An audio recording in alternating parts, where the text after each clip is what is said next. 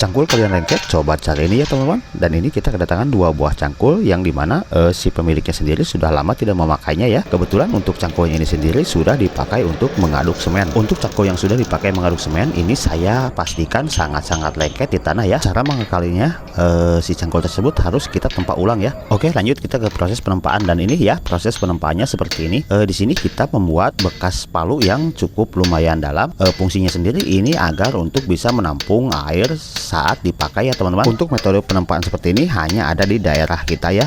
Mungkin untuk di daerah teman-teman ini terlihat cukup aneh juga, yang dimana cangkul serata ini kita buat gelombang ataupun kita buat bekas palu, yang dimana untuk bekas palunya sendiri mungkin bisa disebut tidak beraturan ya. Akan tetapi di sini saya buat untuk bekas palunya sendiri saya buat tidak tertimpa-timpa ya teman-teman. Ada yang bertanya kepada saya apakah efektif juga digunakan untuk mencangkul di tanah yang tidak ada airnya. Dan saya pastikan di sini ini sangat efektif ya untuk di daerah saya. Akan tetapi mungkin beda daerah beda juga tekstur tanahnya, yang dimana tekstur tanah di daerah kita cukup lumayan lengket ya teman-teman. Biarpun cangkul sebaru apapun tetap ya kalau tidak ditempa ulang itu akan sangat lengket di tanah. Oke, lanjut kita ke prosesnya ya. Dan di sini kita rapikan terlebih dahulu untuk gelung cangkulnya sendiri. Ini sudah cukup lumayan lama tidak dipakai, jadi untuk bentuknya sendiri tidak beraturan ya teman-teman. Kita servis ataupun kita perbaiki ya. Ini hasil penempaannya. Kita lanjut ke proses penggerindaan. Kita buang terlebih dahulu bagian yang melebarnya ya. Dikarenakan untuk proses penempaannya tadi, jadi si cangkulnya tersebut ini untuk pinggirnya tidak rata, kita ratakan terlebih dahulu. Lalu kita tajamkan untuk permukaan tajam cangkulnya. Kebetulan untuk cangkul ini tersebut ini bahannya tidak mengandung kadar karbon ya teman-teman.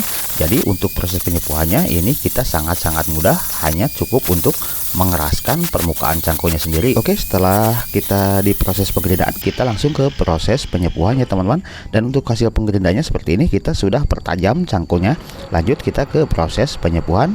Seperti biasa ini kita untuk penyepuhannya kita menggunakan media oli ya teman-teman. Bisa diperhatikan untuk proses penyepuhan ini sendiri ini juga sangat berpengaruh untuk si cangkul tersebut tidak mudah lengket ataupun tidak lengket di tanah ya teman-teman. Untuk proses pembakarannya sendiri ini bisa diperhatikan kita bakar keseluruhan bagian permukaan cangkulnya, dikarenakan untuk jenis cangkul ini kan tidak mengandung kadar karbon, jadi kita cukup aman ya. Untuk mengeraskannya semua permukaan cangkul cukup hanya dengan membakar semerah mungkin. Nanti kita tinggal celupkan ke dalam oli ya. Namun untuk cangkul yang mengandung kadar karbon saya tidak sarankan penyepuhannya seperti ini ya. Dikarenakan untuk penyepuhan cangkul yang mengandung jenis kadar karbon ini bisa retak ataupun bisa pecah ya.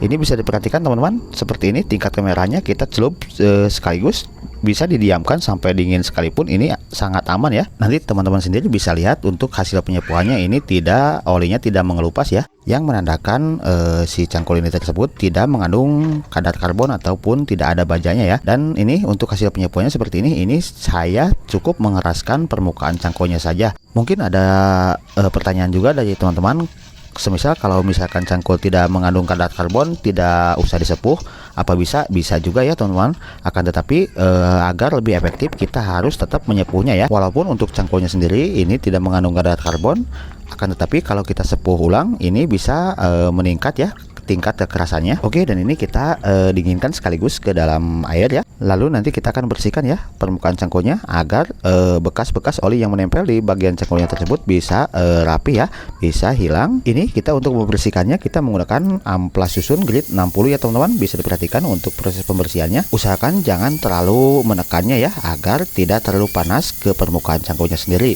Mungkin teman-teman bisa mencontohnya ya, bisa dipraktekkan untuk hasilnya seperti apa. Nanti teman-teman sendiri bisa menilai apakah video saya ini hanya sekedar konten ataupun sekedar hiburan. Akan tetapi saya di sini berbagi pengalaman saja ya teman-teman. Mungkin segitu saja video dari saya, dan untuk hasil akhirnya seperti ini ya teman-teman. Terima kasih. Assalamualaikum warahmatullahi wabarakatuh.